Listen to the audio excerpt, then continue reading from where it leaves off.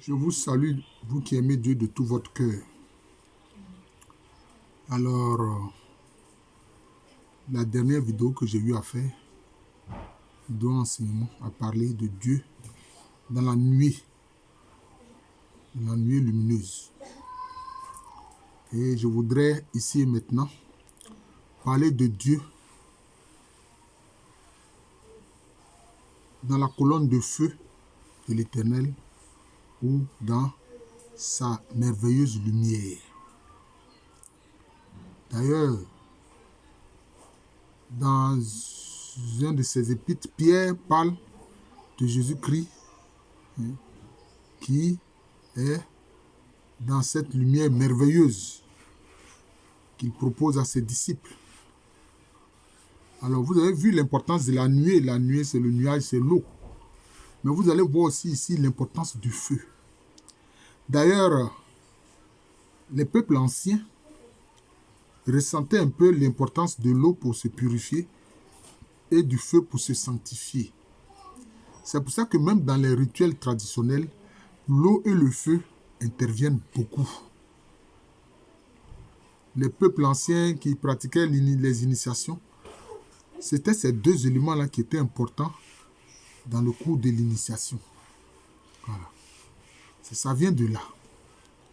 Mais ces feux et ces eaux de l'initiation ne sont que des pâles copies. Ça n'a rien à voir avec ce que Dieu révèle lui-même ou Christ révèle.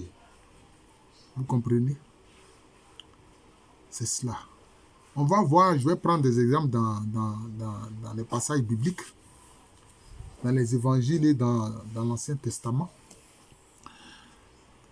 Ceux qui aiment les chiffres là indiqueront ces chiffres là en commentaire. Alors, quand Dieu se manifeste à Moïse, Moshe, qu'est-ce qui se passe? Il se manifeste dans le buisson qui devient ardent. On parle de buisson ardent, mais le buisson, ce n'est pas le buisson en lui-même qui est ardent. C'est Dieu qui rend ce buisson ardent par sa présence. Vous voyez, par sa présence. Vous comprenez? Par sa présence.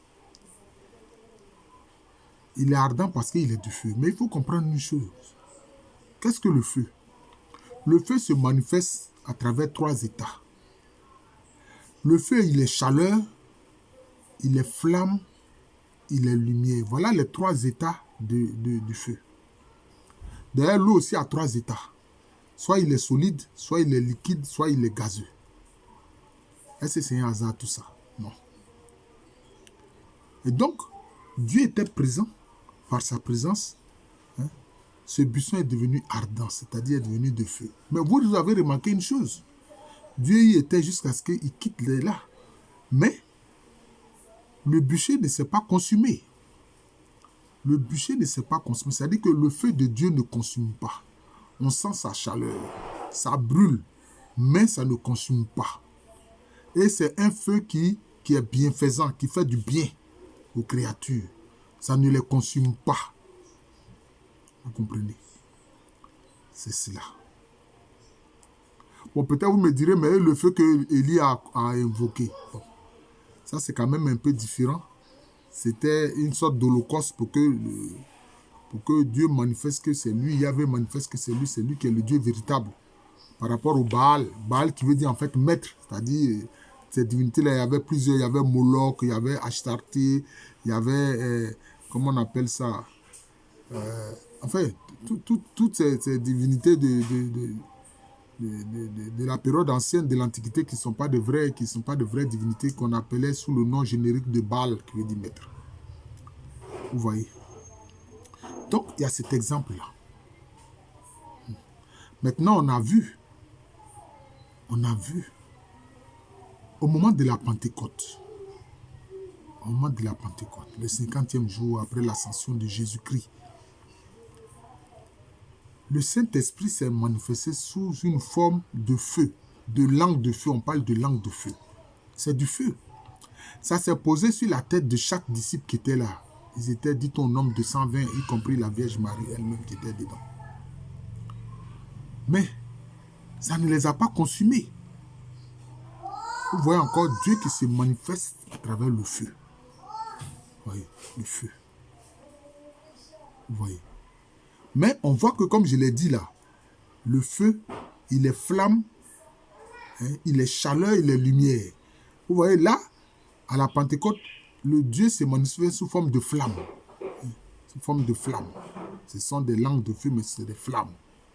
Vous voyez, qui se posent sur la tête de chaque disciple. Mais pendant la transfiguration du Christ Jésus, qu'est-ce qui s'est passé? Là, c'est la lumière maintenant.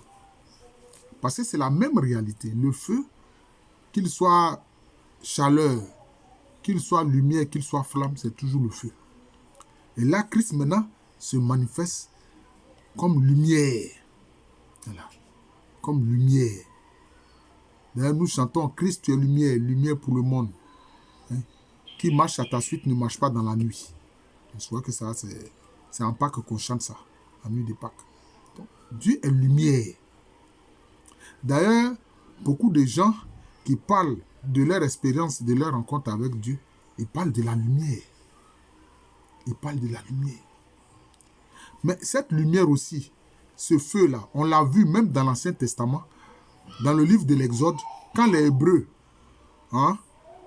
étaient en marche, pendant la nuit, c'est la colonne de feu. C'est sous la forme de colonne de feu que Dieu se manifeste à eux. D'ailleurs, même si la nuit, si la colonne de feu s'élève, ils sont obligés de se mettre en marche. La journée, c'est la colonne de nuée de l'Éternel. La nuit, c'est la colonne de feu de l'Éternel. En tout cas, quand la colonne de feu s'élève, ils sont obligés de se mettre en marche. Le peuple hébreu se met en marche. Donc, c'est cela. C'est cela.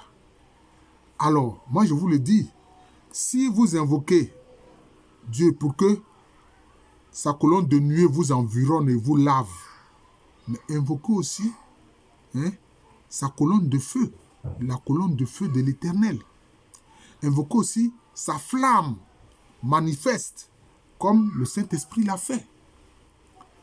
Invoquez aussi la lumière, Christ qui est lumière, pour que sa lumière-là vous pénètre et vous environne. C'est d'ailleurs pour ça, je vais terminer par là, je ne voudrais pas que les enseignements soient longs. C'est pour ça qu'on voit autour de la tête des saints une auréole de lumière. Autour de leur tête. C'est un des symboles forts de la sainteté. C'est un des symboles forts de la sainteté. C'est-à-dire que ces saints-là sont devenus lumière à la suite de Jésus-Christ. Ils sont devenus lumière à la suite de Jésus-Christ. En ce temps de l'Avent, où nous marchons vers le Seigneur pour voir son incarnation, une célébration de l'anniversaire de son incarnation, eh bien, invoquons le Seigneur pour que la colonne de feu de l'Éternel soit au-dedans de nous et nous environne, que les langues de feu du Saint-Esprit soient au-dedans de nous, autour de nous et sur nos têtes, que Christ et lumière nous illumine pour que nous aussi, nous portions sa lumière et que nous aussi, nous soyons à sa ressemblance. Voilà, c'est comme ça. Les saints sont à la ressemblance du Seigneur. C'est le frère Jean de l'amour de Jésus. C'est mon nom spirituel et à l'état civil. C'est le professeur Lokwame René. Partagez ces vidéos-là.